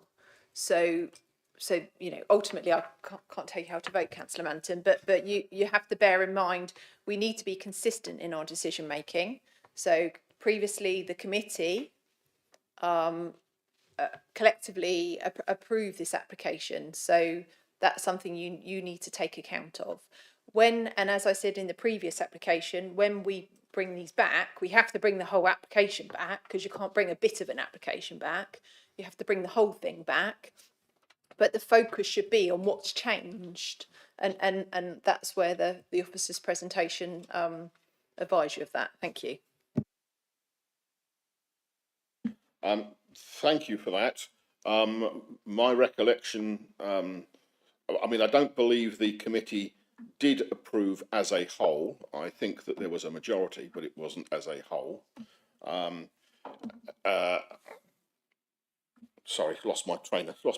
I objected last time, I believe, on the basis that this was not sustainable for Thacombe, with its lack of bus route, lack of other facilities, and also the damage that it would cause to the air quality management area in Storrington. And I'm still of that opinion.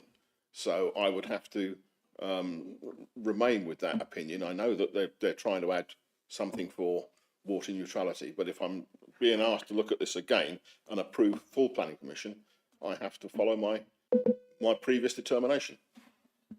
Apologies. You just heard. Sorry. Oh, apologies, Steve. Claire. Sorry, Chair.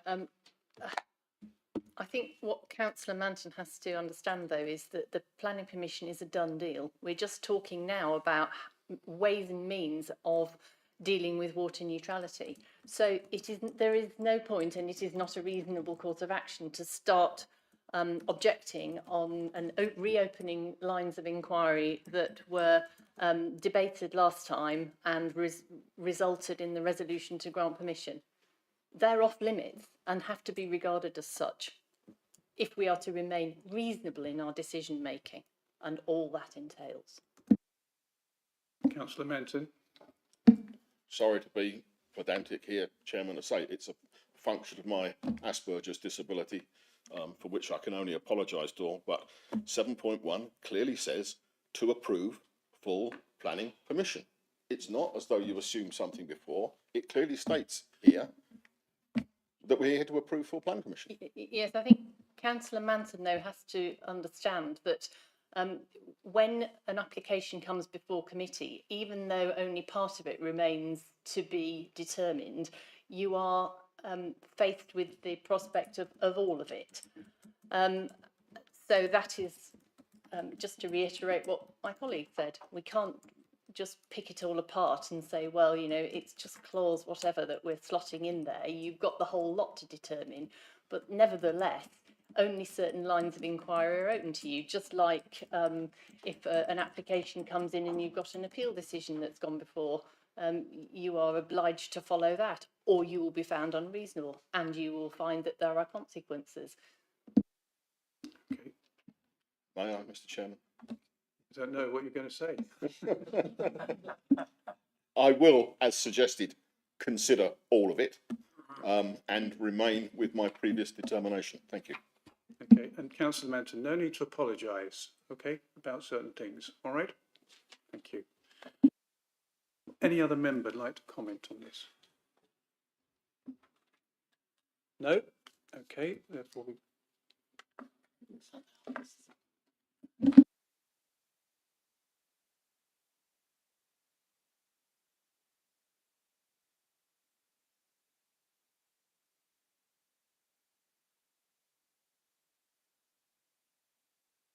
Okay, the recommendation is to approve planning permission subject to appropriate conditions and completion of the Section 106 legal agreement within 4 months of the decision of this committee. or such longer period as agreed by the Director of Police acting reasonably and properly. All those in favour?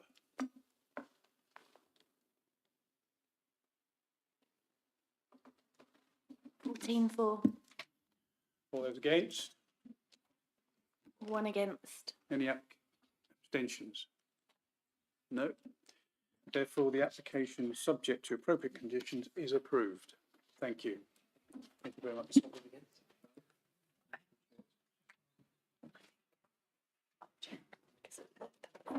Members of the public, if you wish to leave, please do so.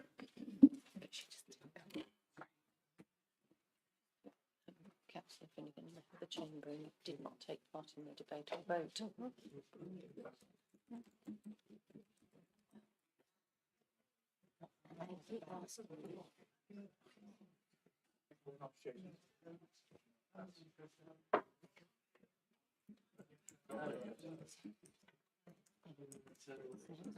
Okay. Thank you. Moving on to agenda item number 8, which is DC 241827, Harley Dean, Sandgate Lane, Storrington. And could the officer make the presentation, please? This application site comprises a detached house located at the junction of Water Lane and Sandgate Lane in Storrington. The proposal seeks to include an area of open space at the junction into their residential curtilage with new close board fencing and hedging to demarcate the new boundary. The application also proposes a new double garage, a new site access and gates, and a new rail to Sandgate Lane to deter parking on the verge. These currently benefit from extant planning permission, but for completeness are shown again in this submission.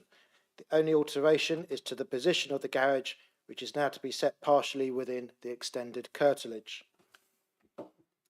These are the plans for the garage and new site entrance gates. And this is the area of land which is to be incorporated into the residential curtilage, with Water Lane in the background.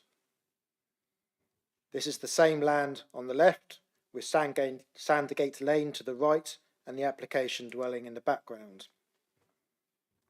This is the road junction as seen in the summer. The new fencing and hedging would sit behind the tree line. Apologies, we're having a bit of technical difficulty. There we go.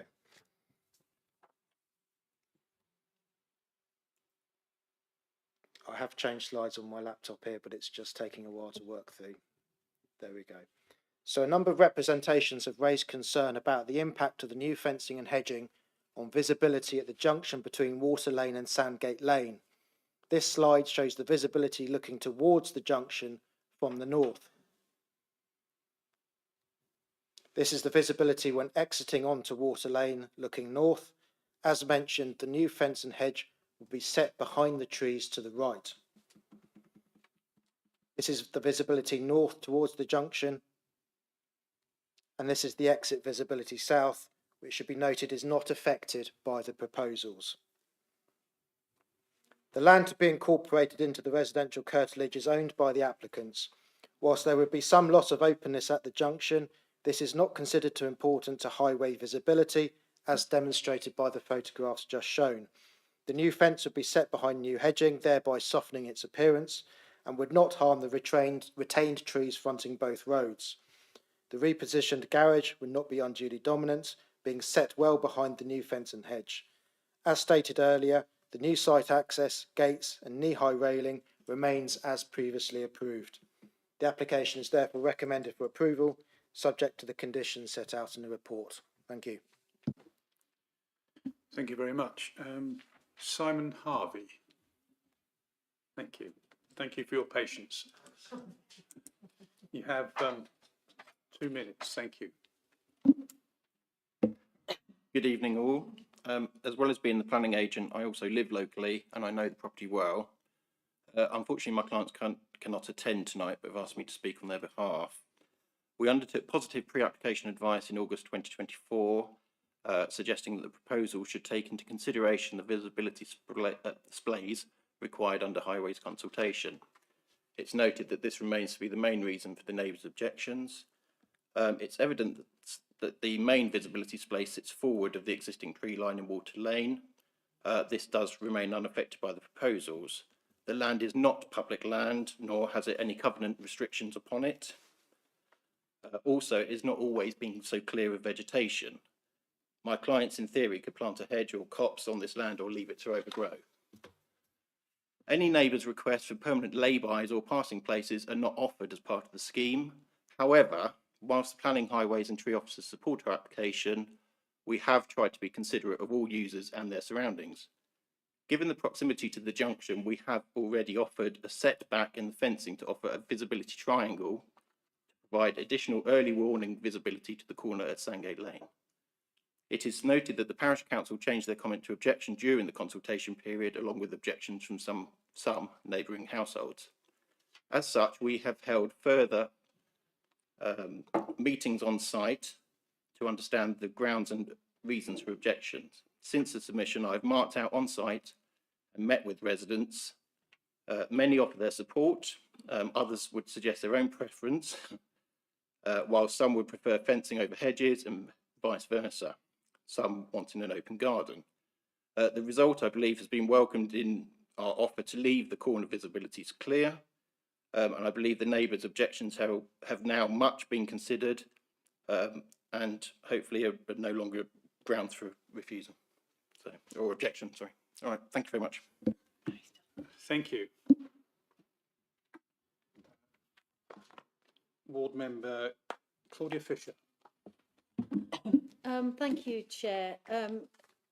Councillor Grech and I went and visited the site this afternoon on the way here because we wanted to get a very clear view of what is under discussion here. Obviously, I understand this is the owner's land, and it's quite reasonable to be able to fence one's own land. However, it doesn't really show on this plan the exit entrance to Sandgate Park, which is where the two lines meet, and the sight line that if you are travelling from Storrington towards the A283, the fact that that very busy exit and entrance for dog walkers, children, groups of people exiting and entering the park will be obscured by anybody coming around that corner. So I was wondering if it's possible to very slightly modify the plan, so to take off the corner on the left-hand side where it says 71 and bring it to the further point. It would be a minuscule amount of land that's lost, but it would mean that if you're travelling down there, you'd be able to see the gate that is the entrance and the exit to the park. I don't think it's actually shown because this is all around, but everything that we're seeing on this, all these photographs is around car visibility. But what I'm talking about is visibility of pedestrians using a very popular amenity in Storrington, i.e. Sandgate Park. Yeah, so I think that would be my suggestion. It's very clear that the applicants have done what they can to liaise with residents and address those concerns, but I think that there could be a tiny little bit more done just to make that visibility a bit better. And I'd like to maybe leave that to officers in conjunction with ourselves as members to just basically check and make sure that there is a sight line to vehicles coming along that road. Thank you. Thank you.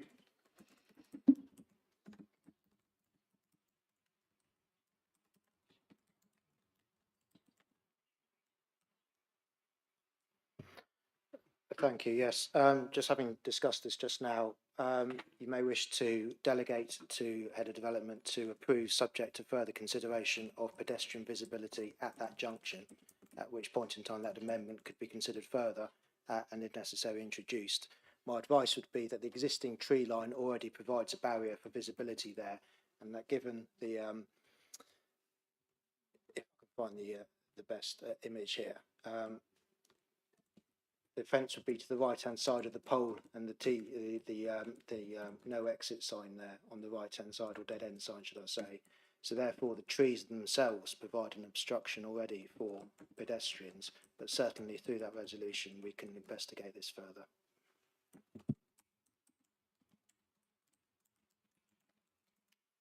Can I come back on that? Sorry, yeah, please. I'll be very happy with that, maybe Councillor Grett would have something extra to add to it, but if it could be just done in consultation with us as well as ward members, that would be really helpful. I take your point about the tree impacting visibility, but actually when you're there, it does open out and you do get to see that gate. I think it's really important. There is a sight line of that gate. Thank you. Thank you. Councillor Grech. Well, I think Councillor Fisher said most of it. Just to clarify, the bit of Sandgate Park we're talking about is the CEMEX land, not the Horsham District Council bit, and the gate opens straight out into the road. And sometimes dogs run out and things. The trees, you can see through the trees as you're driving north. Sorry, as you're driving south on Water Lane, you do get visibility through the trees at the moment. But if there's a 1.8 metre gate fence, you won't see anything. But if the fence is taken back a bit at the corner, I think that would help a lot.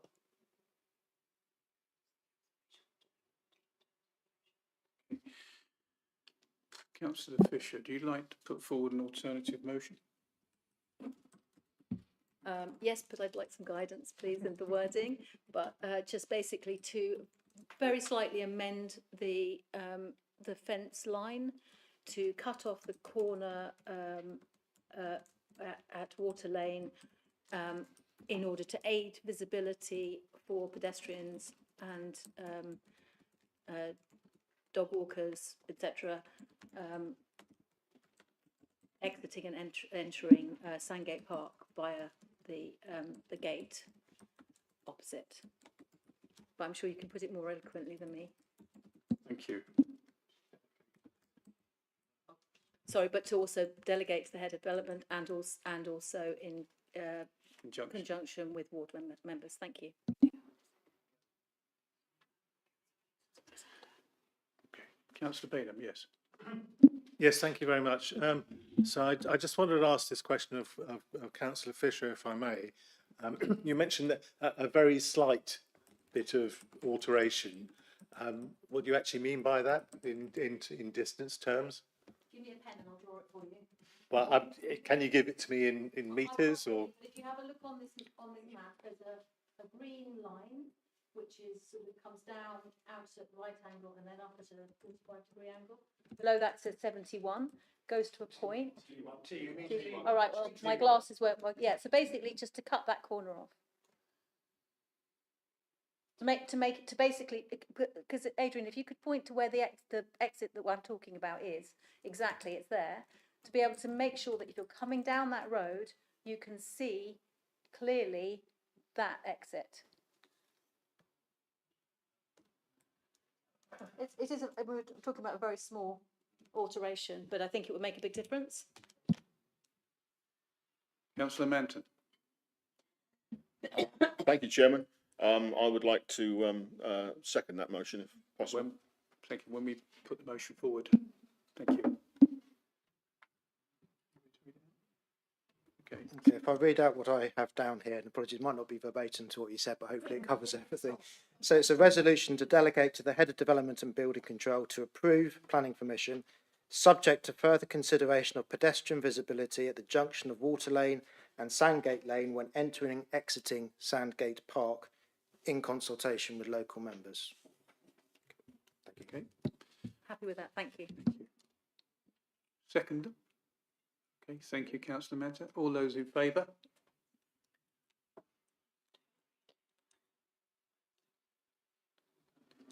Councillor Manton, you voting or? 14-4. Any against? Yeah. We lost. Yeah, Josh Potts left. Okay. Yep. Any against? No. Any abstentions? No. Therefore, the motion is carried. Thank you. Turn the mic on. Feel free to leave if you so wish. Item number 9, urgent business. Well, there's none from me. So I'd like to thank the officers for their presentations, the comprehensive committee report and contributions this evening, and support to myself and the Vice Chair. I'd also like to thank the members for the engagement, reasoned debate, and I wish you all a safe journey home. And at 19:43, I bring the meeting to a close. Thank you very much.